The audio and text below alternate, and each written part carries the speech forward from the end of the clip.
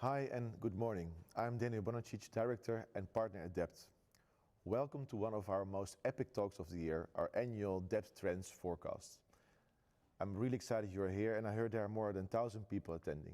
I'll be your host for the day. Before we start, I want to tell you a little bit of why we are here. At DEPT, we are all about pioneering tech and marketing to help our clients stay ahead. Part of this work is following emerging tech and capturing the possibilities of this. Today, we want to share what we see around us and the tech that is emerging. Before we start, I want to tell you that we just today published the Trends Report, and you can download it via this QR. So go ahead and enjoy reading it. We have amazing speakers for you today, a great lineup of speakers from DEPT. We'll spend about 10 minutes for each talk and make sure to have enough time for questions. So please put your questions into the chat and we will get back to them later. Our first presenter of today is Isabel Perry, DEPT's Vice President of Emerging Tech and our very own AI expert. Isabel is here to talk to us about the conceptual web. First, we have a small clip to intro the topic. Let's roll it.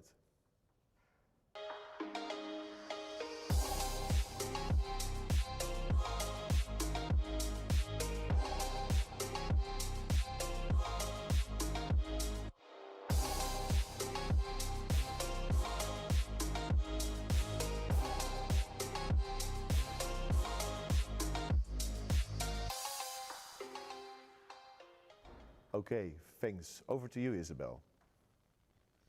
Thank you very much, Daniel, and good morning, everyone. Thank you, and good evening. Thank you so much for joining us today. I'm looking forward to spending a few minutes sharing our vision for the era of the conceptual web, which we believe is creating understanding at scale. It's clear to pretty much anyone who's read the news or experienced anything on the internet for the past year that the digital world is on the cusp of a transformative era thanks to the advancements in AI. And at the heart of this revolution is generative AI. Generative AI has been made famous this year for the fact that it can communicate like a human. If you were to ask ChatGPT, can you explain how you speak so well to a 5-year-old? ChatGPT will reply, sure, I'm like a robot that's been read a mountain of books and now I can speak well. And we all take this for granted because we've grown so familiar with this. But I think most people can remember back in November when this first came out, it was just totally gobsmacking how revolutionary this was. But what's extraordinary is Gen AI is actually made powerful by the fact that it can do things that it has never been trained on. When ChatGPT Plus integrated GPT-4 back in September, some of you might have seen this demo that was released very quickly, where someone had a live conversation with ChatGPT Plus saying, can you please help me lower my bike seat? And it replied, okay, but can you zoom in on the seat? And then it taught the person through how to lower it. And of course, GPT-4 was never trained on being able to lower bike seats, but it's able to do that. And that is this ginormous shift between all AI previously, which required supervised learning, which required large data sets, huge amounts of examples of what was right and what was wrong in terms of what the AI models were expected, and often multiple models to go head to head to try and get to a better outcome. So the question is, how can brands harness Gen AI to comprehend and interact with digital content in unprecedented ways? And to answer that, we need to delve into the realms of data. Over the course of history, data has largely been structured into two categories. There's structured data and there's unstructured data. And unstructured data is basically things like financial records or employee information or inventory records. And this type of data has been the absolute backbone of computer understanding for the past 80 years because it's structured in a way which is easy for computers to comprehend. Unstructured data, which is things like the Abbey Road album cover or even the Benin Bronzes or the audio recordings of the first moon landing. This has been largely untouched by computers or abstracted into structured data to a degree which basically loses its meaning in the attempt to try and process it by computers. And what's extraordinary is structured data is such a tiny amount of the total sort of back catalogue of human communication through time. And for the past tens and tens of thousands of years, humans have always communicated in unstructured data through images, stories, videos, songs. And it's And not only is it the vast quantity of human history, it's also 80% of all enterprise data, and it's been completely untouched by computers. But generative AI has given us the ability to extract meaning from this unstructured data. If you were to feed GPT-4 a picture of The Simpsons and ask for what symbolism is apparent in this single, relatively simple image, I think it does a much better job than many art historians, and certainly myself, in identifying some of the symbolism. So it calls out the father figure, symbolizes the American working class everyman. His posture and the remote in his hand suggest a lethargic approach to life. Or the way that the mother figure can represent the matriarch that balances family life and her own interests. Or the way that the sailboat painting might suggest a desire for adventure contrasting with the mundane reality. It's pretty extraordinary that we can now use Gen AI to extract all of that meaning and symbolism and layers of concepts that we take for granted because we're humans and we can automatically slightly read that image. And I think that's where, whilst the industry has been really focused on the fact that generative AI generates content and generates things, and can deliver massive productivity gains. At DEPT, I think we are possibly more excited, well, significantly more excited by the fact that generative AI has enabled understanding at scale. And we believe that this is going to transform all customer experience. It's going to be the key to unlocking all personalization. It's going to transform the way that we build all applications. And this is very much captured in our belief that we're heading into the era of the conceptual web, an era where we are able to make all ideas accessible, searchable, and understandable at scale. So what does that actually mean for brands? Well, the answer is we've been working with many, many different clients in many, many different industries, and we'd like to share a small handful of some of the sort of use cases and services that we're able to build on top of well, with Gen AI and with this concept of the conceptual web. So for one global marketplace that has a really deep home DIY vertical, we are using generative AI to help them understand what their customers love to do, see, and search, and then curate DIY products for them. For example, we're looking at how we can integrate Pinterest boards so that we can actually see, okay, this is the wish list of everything that this customer likes in the DIY area. And then we can recommend specific products that could actually deliver that mood board. For one jewelry company, we are able to understand what jewelry to recommend based on what we know already about their age, their relationship status, and their wealth. And we're able to tailor the tone of voice to recommend different rings or different jewels based on the period of their lives that they're at.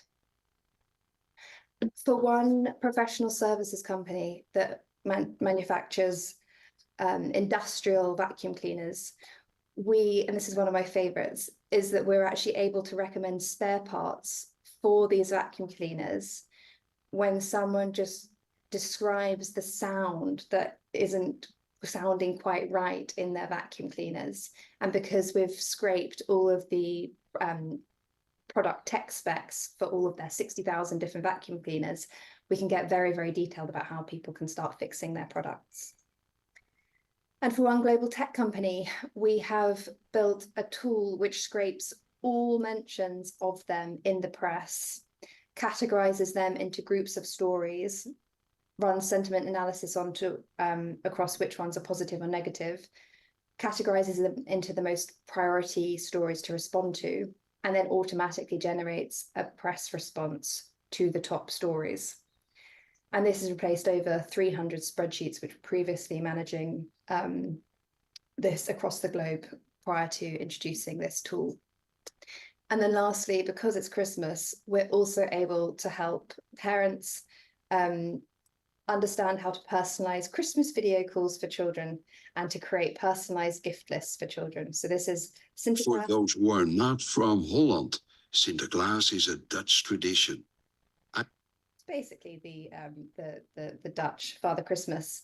And in the Netherlands, Sinterklaas is played by a very famous actor, and we've actually programmed, we've taken the actor's voice and we're able to essentially create Father Christmas or Sinterklaas Christmas cards that sound like this very famous actor, again, using Gen AI to power all of this and talk through what this, the children's ideal gift this is for Christmas. Thank you very much. Isabel, amazing talk. And the funny thing is, a while ago, I caught myself that I was thanking ChatGPT for his help, or her help. I'm not sure how to say. Okay, time for the next talk with Nikki and Charlotte. Next up, we have Nikki Mellis and Charlotte Scorer from our DEPT UK team, here to talk about trends in influencer marketing. But first, again, a short clip to intro the topic, and then over to Nikki and Charlotte.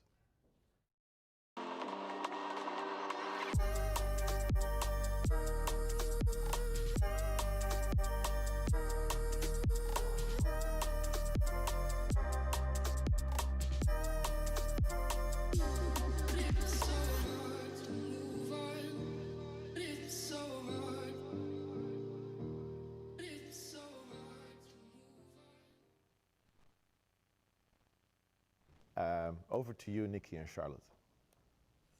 Hi, everyone. Thank you for joining, and thanks, Isabel. That was super interesting.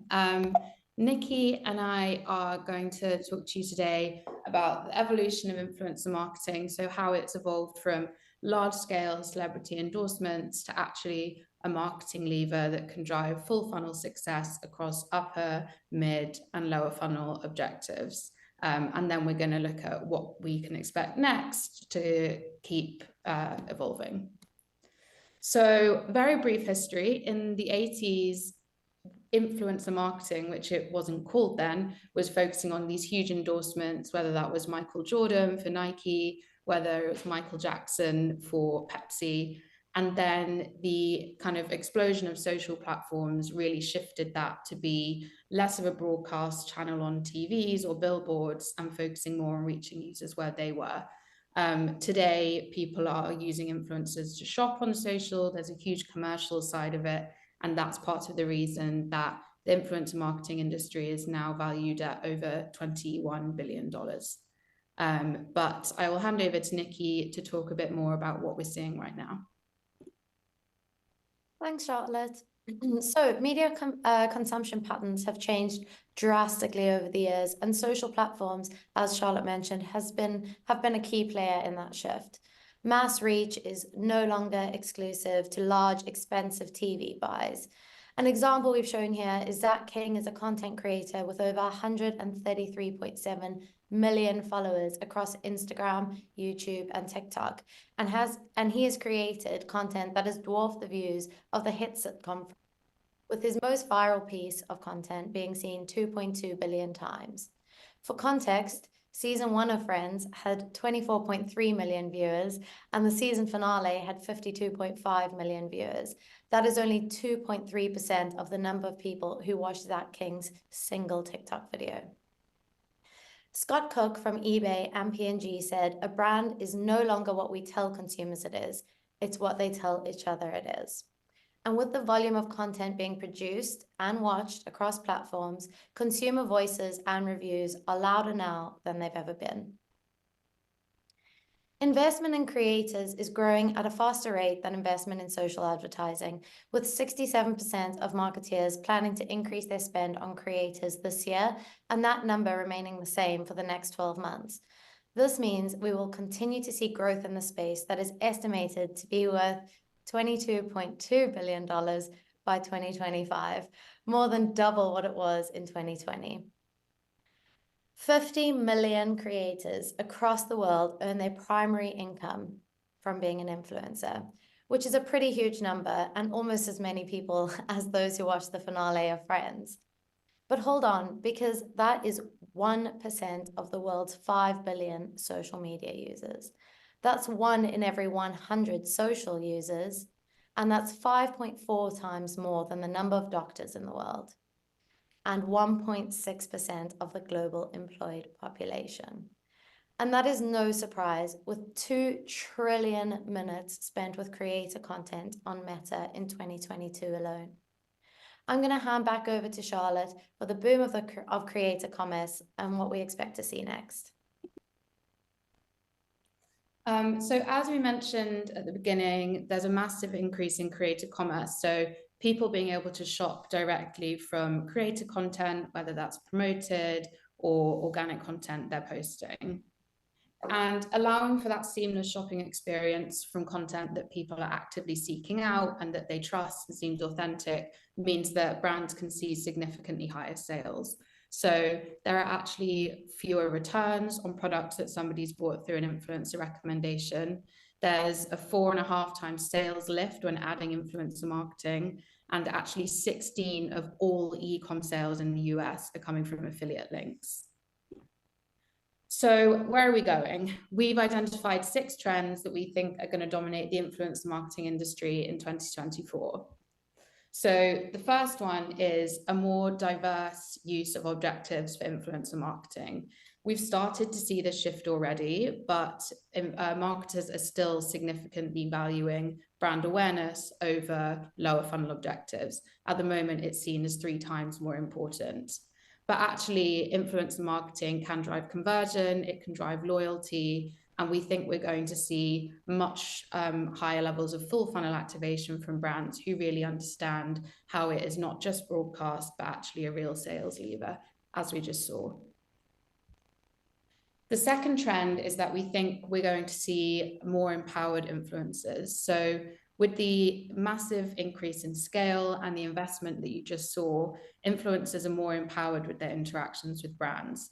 It used to be that influencers needed brands to get their primary source of income, and they had to almost be fighting for brand partnerships. But now it's almost gone the other way, and brands need influencers as a core part of their marketing strategy. So influencers are going to have more say in the work that they can create and the briefs that they accept. Platforms are going to be supporting them more and rolling out more products for monetization, and they can also increase the level of brand compensation that they expect. And speaking of platforms supporting influencers more, we also think there's going to be a diversification of income through more products and more platforms being used. So in the current environment, Instagram does have a monopoly in terms of influencer marketing from a marketer side. We might think it's TikTok as users and that such a high volume of content being produced, but the people that are paying the influencers and using them as marketers are valuing Instagram. But actually, loads more people are using YouTube Shorts now. Actually, lots of people are seeing growth in TikTok, whereas the volume of revenue coming from Instagram is staying stable. So we think we're going to see lots more platforms being used and sponsored content across a higher volume of them. And actually, just in the last 1.5 years, platforms have released over 11 different ways for creators to make more money on their platforms, test their content, and increase their reach. So there's a real fight for getting the highest share of creators across the different platforms. And who knows, maybe even a new one's going to come out. The fourth trend is the balance shifting away from the influencers space to more creators. So influencers are seen as big personalities with content, whereas creators are seen as content first with, and that content has personality behind it. So actually over half of surveyed influencers currently define themselves as content creators, whereas only 1/3 define themselves as an influencer or a lifestyle influencer. And actually brands are also more likely to start working more with nano and micro influencers. So 39% of surveyed businesses said they plan to use nano influencers, whereas only 12% said they'd be using mega or celebrity influencers. The fifth trend focuses on measurement, which is arguably one of the most important. So with such an increase in investment in influencer marketing, we're likely to see that brands demand higher visibility over how it's actually driving return. At the moment, there's kind of a fragmented approach. The KPIs aren't necessarily clear and they can be different across all agencies or brands. But we think that we're going to shift to a more unified and actionable measurement strategy. So not looking at one size fits all, focusing on value over focusing on value over simply reach or engagement, which we think really you can sum up in saying that it's resonance over reach. So how are you actually resonating with users and getting to those communities rather than just reaching as many people? Using MarTech to determine incrementality, so things like our DEPT lift studies or marketing MMM to define actually how influencer marketing is driving a real business impact, and having a really clear business goal for influencer marketing, which is agreed on by the whole business. And the final trend is around AI and how it's going to drive processes in influencer marketing. So at the moment, one of the most time-intensive parts of influencer marketing is discovery and influencer discovery. You can spend a long time across different platforms using different tools to find the influencer who's right for you, and then also determining their brand safety, if they've worked with other brands in the past that are your competitors, what their content looks like, and if it's the right fit for you. And actually using things like image and video recognition, automated brand safety analysis, audience segmentation and analysis to check if their audience aligns with your goals could all be done via AI. And we're actually seeing some platforms that are already using this, and it's only likely to get bigger. So it can save lots of time, find you better people who resonate more with your audience, and overall just streamline your processes. And those are our 6 trends for influence marketing in 2024. And if anyone wants to hear more about them or has really piqued your interest, feel free to get in touch. Thanks, Nikki and Charlotte. We will check back in with you later when we do the Q&A. And for the people listening, again, if you have questions, please drop them into the chat. We will have a Q&A with the speakers later, and we will cover all your questions. Alrighty, next on to the next talk. Sustainability and doing good are often top of mind topics for brands and also our clients when we walk into the new year. Here today is my dear colleague Sandra, our global DE&Y lead at DEPT, who will talk about how sustainability can help drive growth. Before we start, again, a short clip.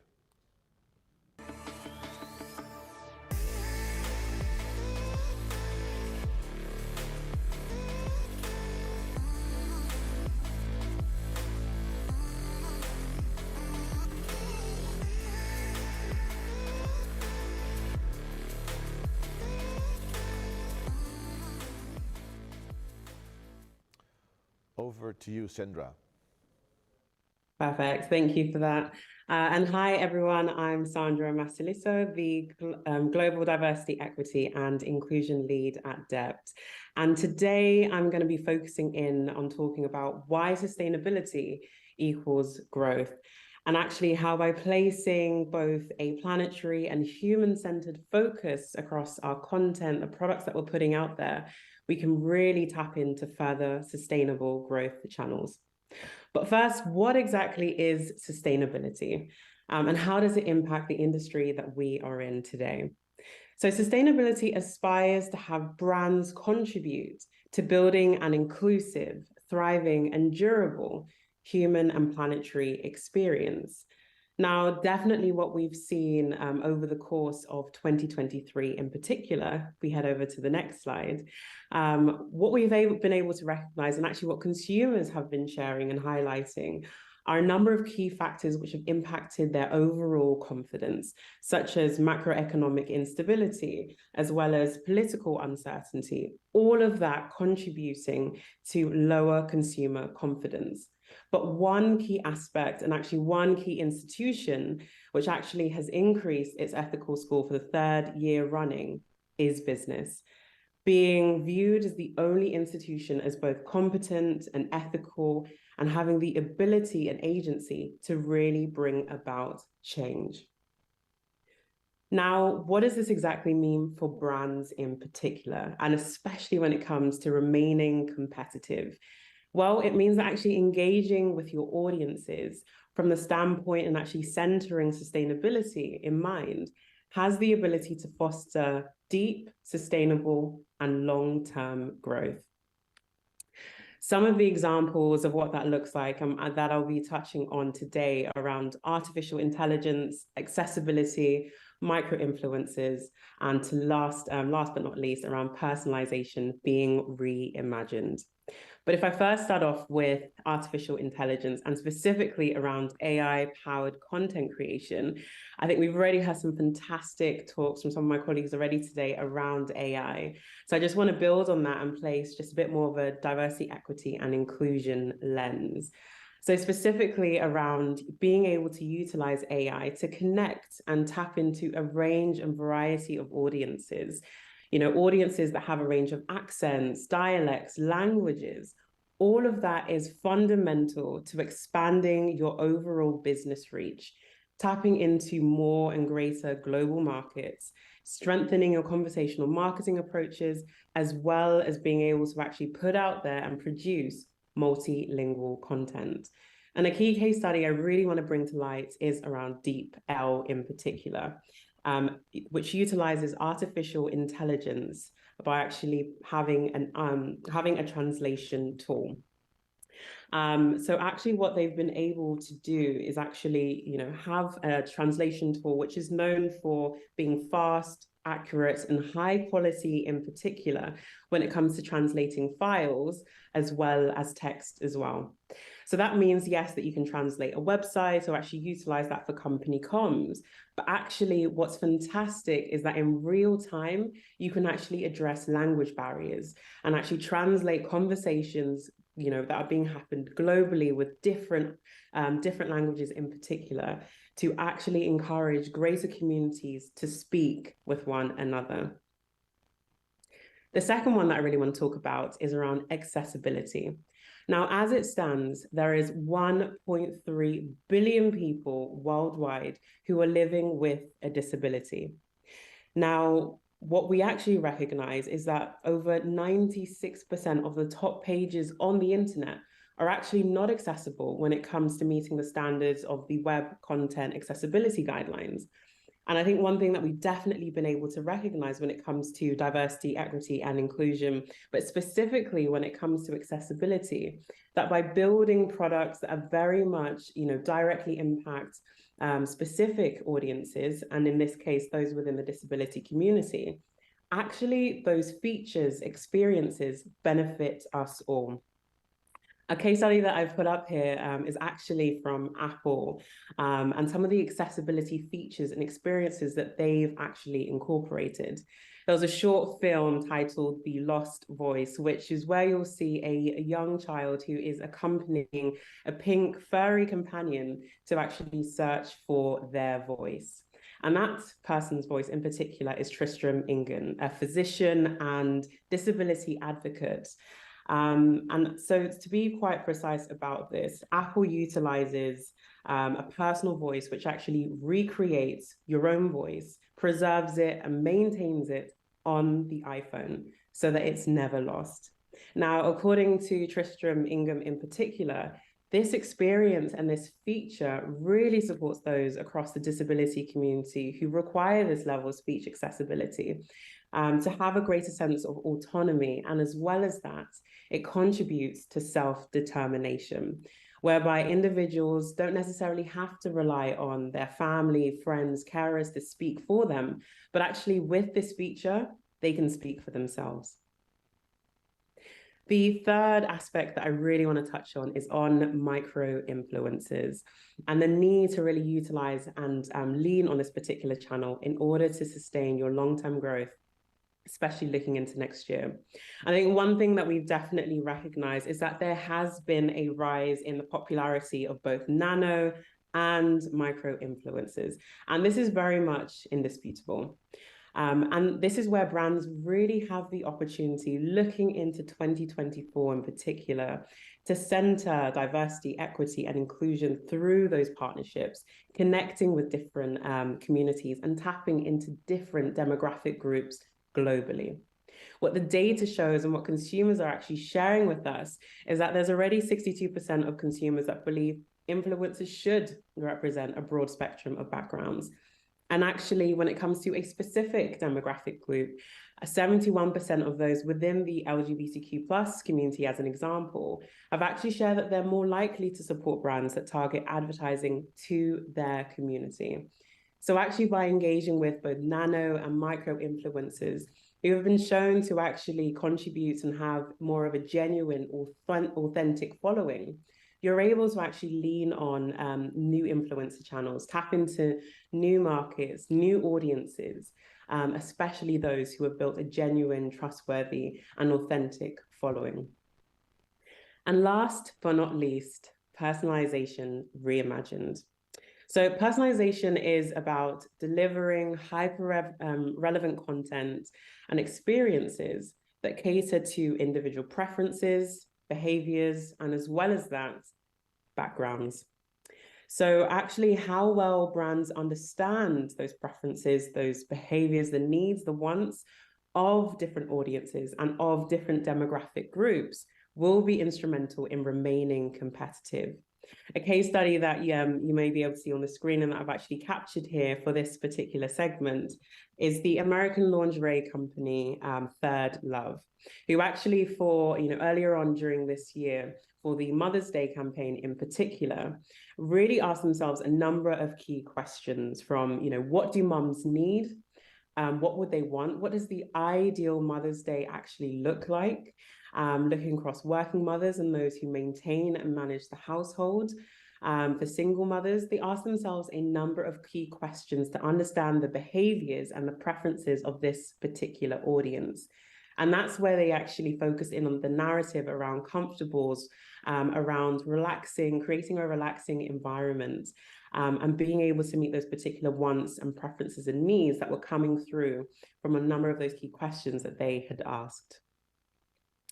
So to wrap up, sustainability-minded brands drive innovation. They are pioneering, but they're also combating consumer fatigue, especially that's been experienced over the course of 2023 and looking into 2024 when macroeconomic conditions may be slow to improve. But they're doing this by prioritizing inclusive technology, by having representative marketing content, all while centering authenticity and as well as that, humanity. Thank you so much. And if you've got any further questions, I would love to know a bit more. Please do feel free to reach out to me. Thank you. Thanks, Sandra. Right before we roll off to the next clip, let me introduce you to the next host. Joey Egger is our Executive Director for Games and Emerging Tech in APAC. She will continue the theme of doing good, and she will spotlight on the healthcare industry. Before we start, again, a short video.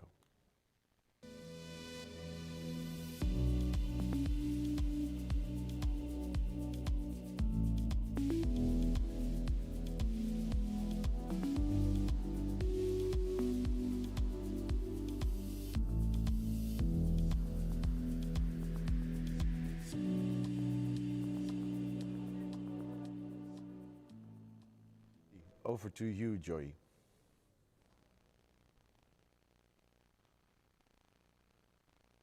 Hi there. So I'm going to talk about the medical metaverse and using tech for good.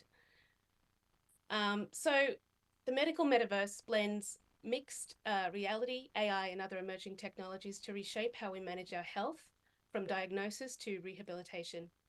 And it was recognized this year by the World Economic Forum as a top emerging technology. So I was very curious to explore how this might be making an impact in 2024 and what it actually meant. So I thought I'd just take a closer look at 4 trends to watch next year and take you through them.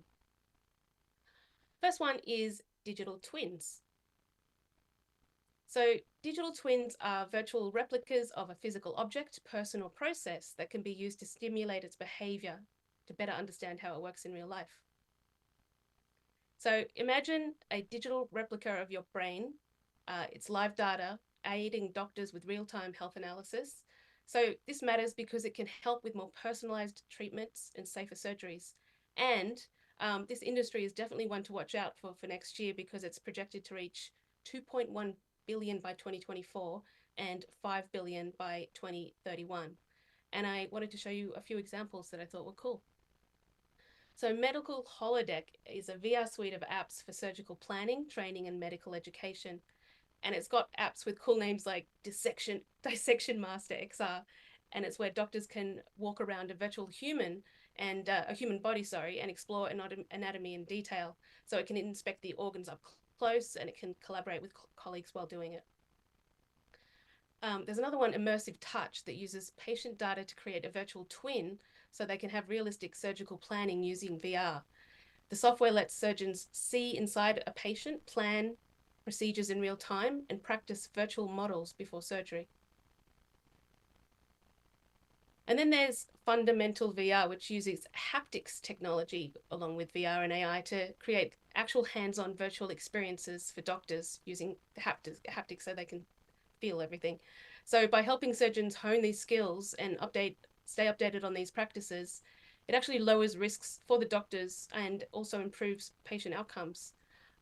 And excitingly, we're going to be working on a digital twins project next year, so I can't wait. Trend 2, patient and healthcare provider management. So it's estimated that the minute a patient walks out the door, they'll forget 40 to 80% of what their doctor has just told them, and I can relate to that.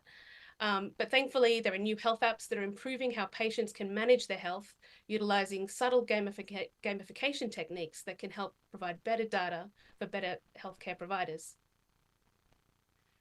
Improved patient-doctor communication not only empowers patients to take control of their health, but it also reduces administrative burdens, leading to substantial cost savings for practitioners. So here's 2 examples in this space. TheraTrack is an Australian startup. It's a communication scheduling platform that streamlines patient-therapist interactions for young patients. And it's got these wonderful gamification features that make therapy and medicine routines a bit more fun and therefore more motivating for children to keep up their routines.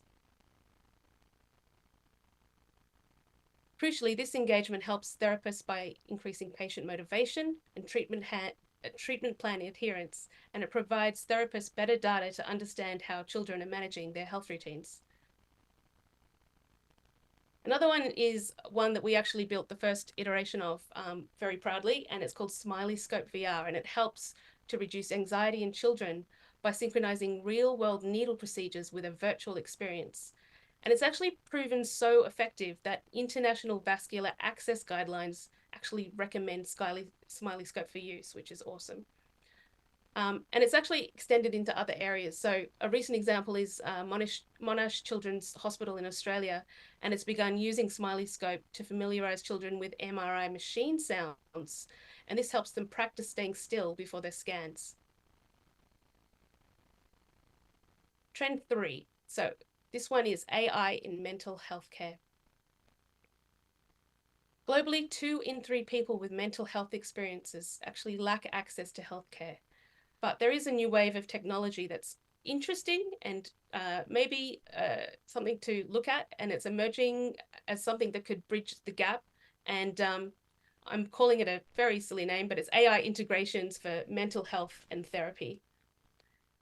But with the use of AI and even virtual avatars, this actually matters because we're seeing how this new tech can have greater reach for people who can't get the help that they need. It can create more personalized plans, can provide conversation 24 hours a day. It can detect early warning signs, and it can enable early mental health interventions. And while I think we're going to start seeing more of these offerings in 2024 and beyond, there's still lots of ethical and privacy concerns that need to be navigated. Another one is called Wobot, and it's a AI mental health companion that uses AI with natural language processing for conversation, and it provides advice on sleep, worry, and stress. And therapists have found it useful for providing round-the-clock support and improving patients' engagement with behavioral exercises. And then there's Thymia, which they saw a growing depression epidemic against a really short supply of doctor availability in the UK. So they created a gamified therapy interventions app, and it's based on neuropsychology with AI analysis of facial micro expressions and speech, which they can they claim can quickly and accurately assess and monitor mental health conditions. And then finally, Replica. It's not your typical therapy app. It's actually branding itself as an AI best friend for life. And this virtual AI companion, it learns your texting style and interests, and it's always ready to talk and talk to you when you need. And they call it an empathetic friend. So as more apps like these ones, Wobot, Replica, and Thymia start to emerge, I think their impacts in the health space will be something to watch, and also to look at from an ethical and, as I said, data privacy perspective in the coming years. And lastly, the fourth trend is digital immortality. So this is also known as grief tech, and these services offer to preserve your life story online and allowing your digital self to live on after you're gone.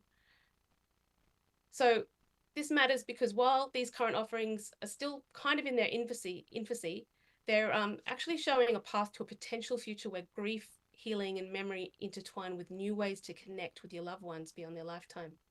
So here's some very interesting examples. Vivid is a German company that wants to disrupt the funeral industry with their virtual memory spaces, and they're accessible to mourners from anywhere in the world. And their goal is to give people a virtual opportunity to say goodbye in times of grief and farewell, regardless of time and location.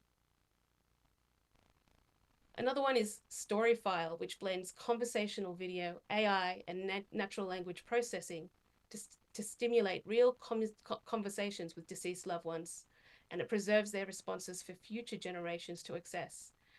And it captures the stories of both notable figures who are still alive, like William Shatner, and everyday users, and it ensures a legacy for their future. And then finally, I had to talk about KISS. So as you may have read this week, they're the first American band to digitally recreate themselves for the afterlife. And their belief on this is, to quote, "The band deserves to live on because the band is bigger than we are." And this actually seriously underscores the significance of digital legacy preservation, and it's got a really creative and unique way that future generations might actually use these digital legacies. So on that note, thank you very much.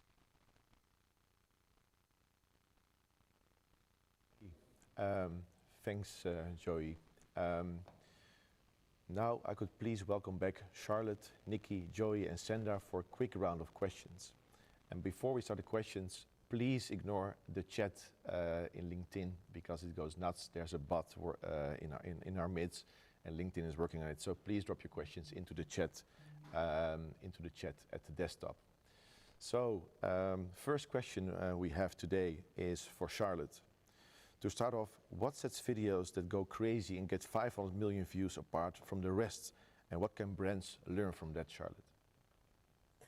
I think it's about creating content that aligns with the reason that users are actually on the platform. So there's mass appeal in things like entertainment, because actually the biggest reason that people use social platforms, especially on TikTok, actually is just to fill time and be entertained. So that doesn't necessarily have a theme, but people just want something to laugh at, to spend a minute watching. But you can also tap into specific cultures. So for example, Clean Talk has over 100 billion views on TikTok, or Learn on TikTok has over 800 billion views. And if your brand aligns with something like that, or if a creator aligns with something like that, making that type of content means you're actually adding value to someone. So for creators, they have slightly more freedom because they're under less scrutiny than brands. But for brands, it means that if you're making something that actually adds value to a user and can kind of align with why they're there and what they want to see, that's the kind of thing that's going to rack up those views. And when it comes to brands using influencers, the main thing for that is around giving them an open brief. So influencers and creators know what their audience likes more than anyone else. As a brand, if you give them the freedom to create what they know is going to work, then the chances of that kind of getting millions of views or hundreds of thousands of views is much higher than if you try and just force branded content onto a platform where it might not fit. Charlotte, on to the next question. That one is for Nikki.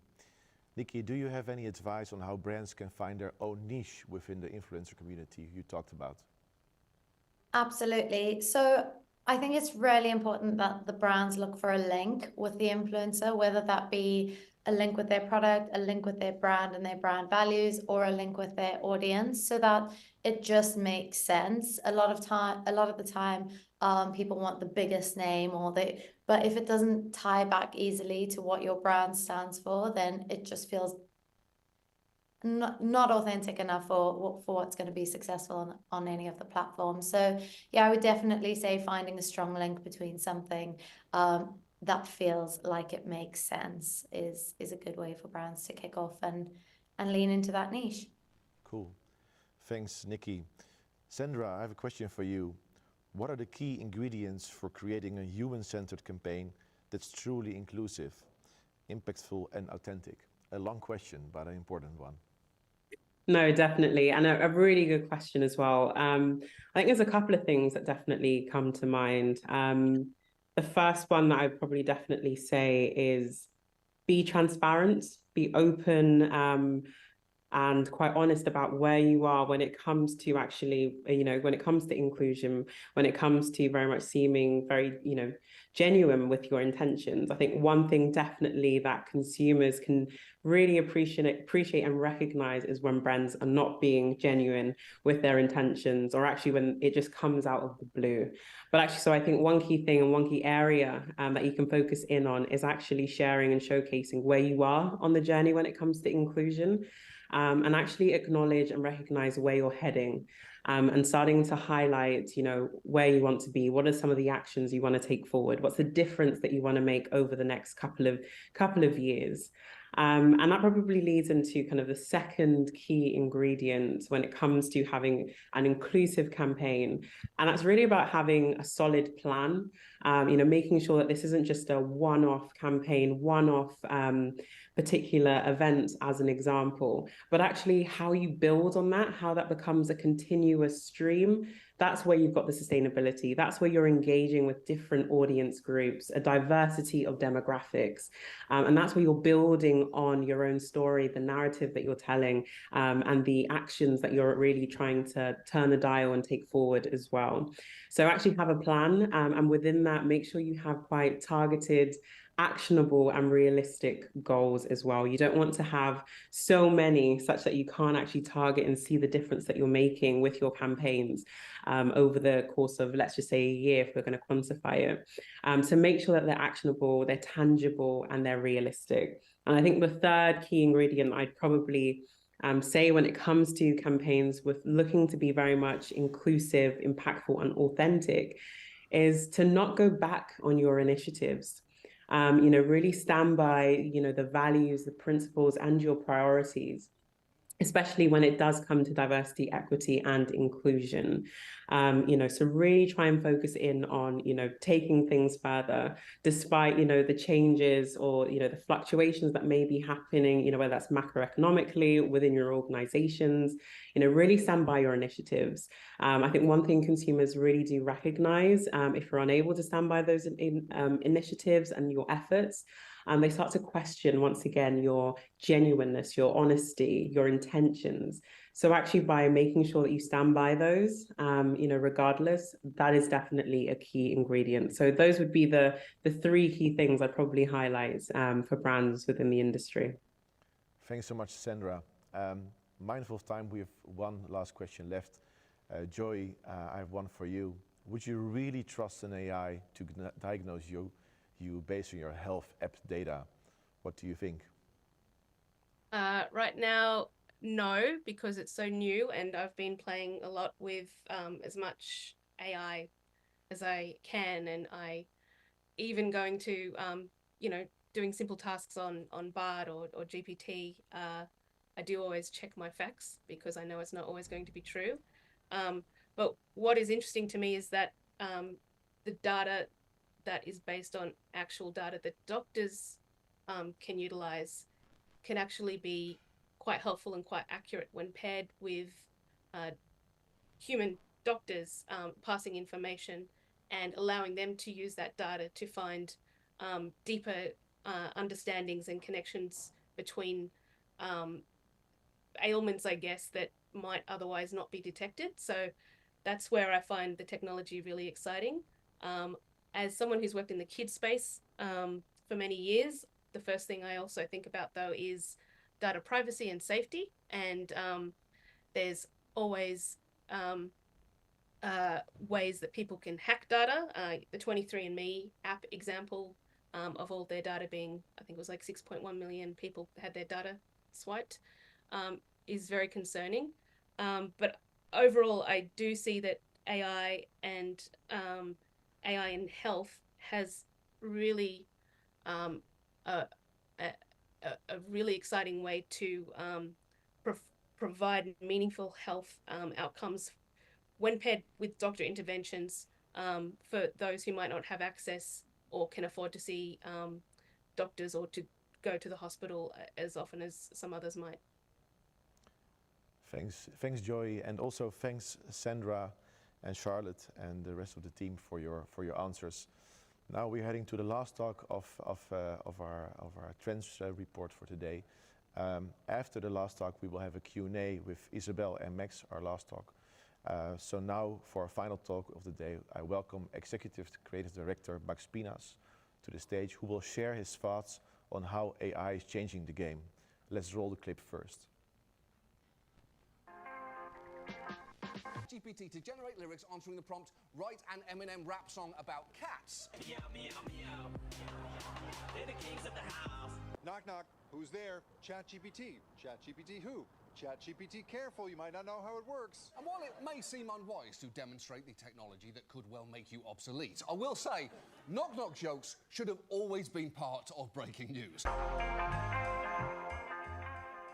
you, Max. Over to you, Max. Thank you, Daniel. So today I'm kind of super psyched. And I want to take you back quite some years. Why? So I'm doing these trend reports like every year for more than 10 years now. And back in the day, I was like, you know what's going to blow up? I've seen it in WeChat. It's something called QR. And everybody was like, QR, maybe not. And then I was like, no, it's going to be NFC. It's going to be crazy. And then we can do all kinds of stuff, never realizing it would mean global pay in the end. And I was just watching and listening to Joey's talk. It was new for me as well. And I was really amazed by the things she was saying and explaining. And it's like, I did a talk 8 years ago about immortality through technology. And now we fast forward to today, because all the things I tried to predict were always sort of glass bowling, right? So I felt something was about to change, but when? Immortality through technology? It might take some while. QR codes, yeah, they broke through, but I said this year, but it then turned out to be 5 years, right? Because we needed technology, we needed adoptance by the general audience. But today, AI actually changed something in how technology is changing us, changing people, society, businesses, and the planet. Because for the first time, we are actually in the wave, in the trend, and realizing that we are. And that is just blowing my mind. So we saw Isabel starting it off with AI, and I just want to sort of go a bit further and not go like what's going to happen in 10 years, but what can you do today? What can you do today to grow your business and actually do things that can change the way your workforce or you or your company or the products you make will improve and accelerate like literally today.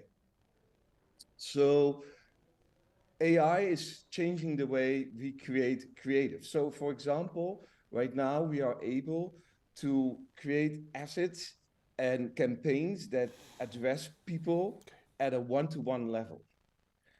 And we have an example, something we did in a city with Just Eat Takeaway called Postcode Fight or Postal Code Fight. And what is interesting about these cases is that you actually are able to see in which districts in a city you overperform or underperform with your brand. And in this case, how you can win the game in deliveries for restaurants. So you see parts of the city are performing well and some are maybe a little bit less. And by knowing this and linking it to smart campaigns, you suddenly are able to heighten the conversion ratio. Because if there's somebody walking on the street or getting targeted at home with this digital segmented media, you feel like, hey, this brand actually gets me. I'm hungry. It's my district. It's my street. These are my restaurants. And this is something we use at the side of the consumer, but you can also use it yourself. So here's an example of the same brand using all this massive amounts of assets to be checked by AI if they live up to standard. Are the logos correct? Are the assets in the right positions? Is the copy the way we want it to be? But you can also use it in a way more interactive way. One of the things I think that will actually revolutionize commerce is conversational commerce. And we've talked about this for years, but they were always crappy. If you're a brand and you had an AI, you had a bot, the past few years, you will probably go like, yeah, it wasn't all that. But now with generative AI, suddenly you can say things like, hey, I have a grandma. She's still a bit of a hippie. She's in the 60s, 70s. She likes the outdoors and art. And the AI can actually respond to that. And if he doesn't or she doesn't find the real correct answer, there can be a dialogue. And the dialogue can be there in a human way. Or it's changing the way we see. So this is my backyard. And ChatGPT, the app came out, and I made a photo. And I was just curious, what will happen if I asked it, what am I looking at? And it was explaining me wooden table, couch, wood burning, shelving. But it even picked up a sign that I had a Sonos speaker out there. And it even gave me a compliment saying, you have a cozy looking space. So then I asked it like, hey, is there anything in the picture that's a fire hazard? And then it started listing all the things it saw, like a wood burning stove or candles or a rug and a mat near the stove. And that number 3 point, that really blew my mind because it was actually linking the distance of a rock on the floor and possible embers falling on it due to its relative position. And I can bet you this picture I sent in, it wasn't trained on it. So it's doing what sort of Isabel was also already saying. It's doing something it wasn't trained to do, but it still understands, meaning that we as brands can suddenly come up with scenarios that in the past would take months or years to build because it's so complex because we needed to define everything. And now suddenly we can just use this. I showed this to an insurer and they said like, hey, can we use this to analyze the damage of cars? So I did a small test and immediately ChatGPT recognized the correct things. So I just showed you a couple of things that are quite practical and usable, but what if we as brands want to use it to be more creative or to come up with campaigns or concepts for new products? So there is a sort of a system called GPT. So it's called ChatGPT, of course, we all know it, but GPTs are the apps within ChatGPT. They open sort of an app store, but you can also create them yourselves. So I stumbled upon a hilarious discussion on X about geese and the AI thinking about geese. But I thought, can we use that same system to look at a brand, for example, a ketchup brand, and come up with a creative campaign? So it came up with ketchup so good, it's taking over the city. Well, you can think, is it good? Is it not good? It depends. But when I asked it like, hey, nice idea, but if you follow up, how crazy can you get? And it started to sort of philosophize about what can we do in a city with ketchup. So it came up with ideas about swimming in ketchup, ketchup in planets and whatnot. And then I kept asking it. I only showed you six examples, but I said, come on, you can do better. And in the end, it came up with the ketchup multiverse.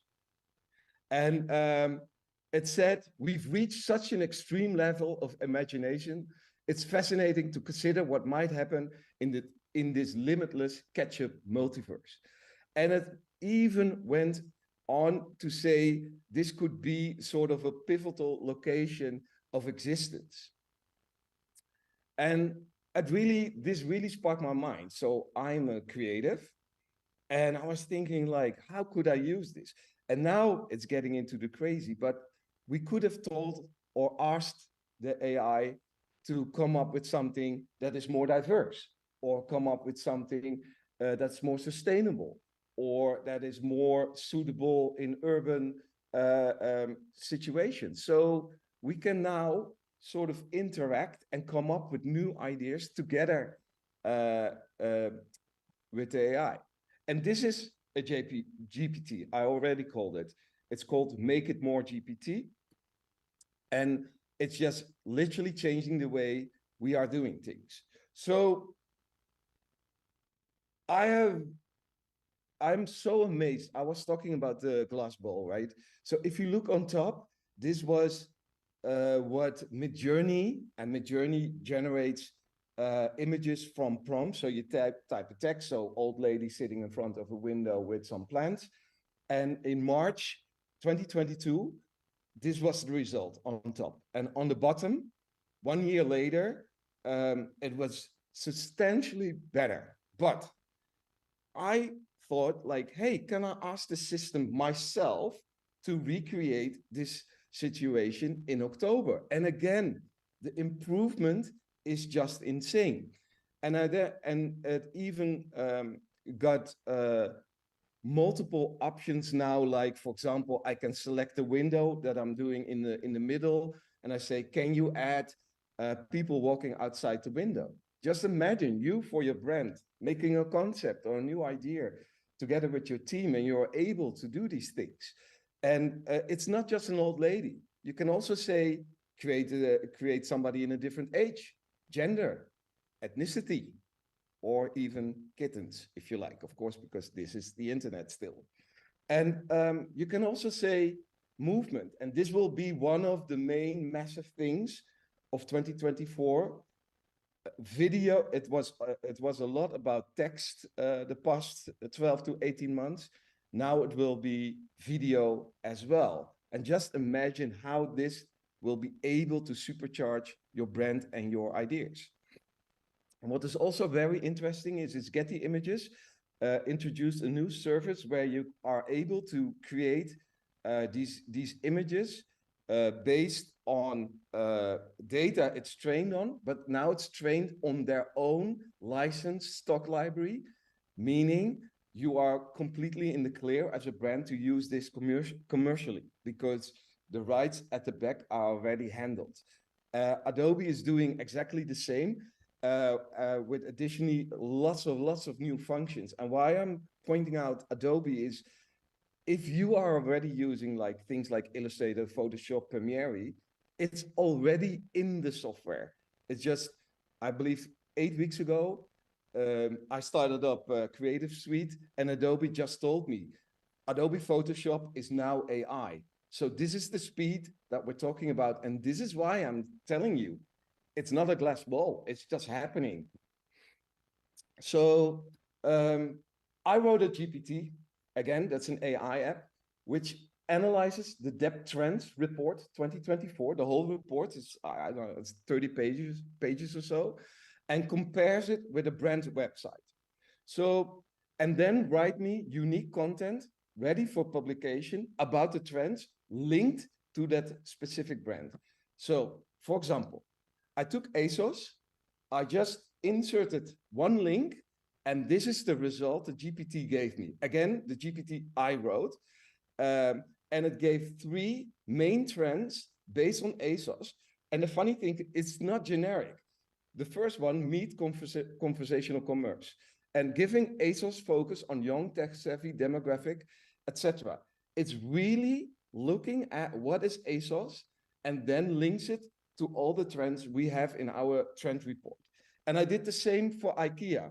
And I like the first one specifically because it says mitigating impact with the power of innovation.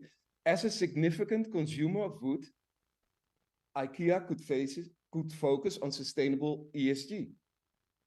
And it just amazed me how such a massive report, and just looking at a website and looking at some Wikipedias, the GPT I made myself suddenly is able to write content that I can use for other things. This is the code. This is the content. This is actually something you can do yourself. So there is no development. I just talked to the system.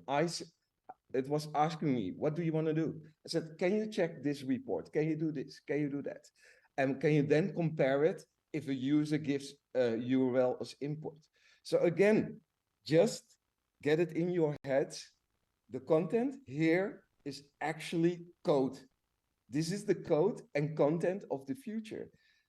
Now it does something with our trend report, but it could do the same with anything you like. Create a blog, create a vlog, create custom media, come up with a report, write me a PowerPoint. It can do all these things. And it can do it in a way that it also understands your brand voice, your brand tone. And because it's now a AI app, you can distribute it towards your company or your clients or the consumers you work with.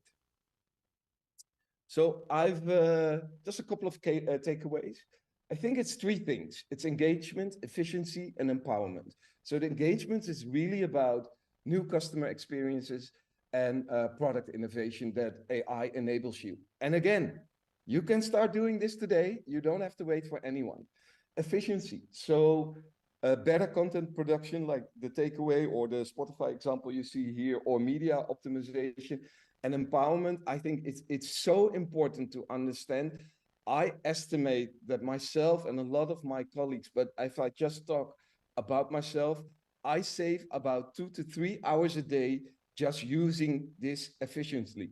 And I'm doing the same as Joey. I don't take everything for granted. I still have my own mind. I still fact check and stuff, but it just supercharges me, and it can supercharge you as well as a brand. So to the left, scan me, get on my LinkedIn and ask me anything you want to know. And I promise at least 20% will not be answered by ChatGPT. And to the right, if you have a paid version of ChatGPT, you can actually do a scan of your brand yourself and get a proper advice for your a brand or a brand you like to know, like I showed you with ASOS and IKEA. Thank you so much. Back to you, Daniel. Great, thanks, Max. Interesting to hear your perspective on AI. Now, if I could invite Isabel back for the final few questions to wrap up today. Isabel, are you there? Yes, hello.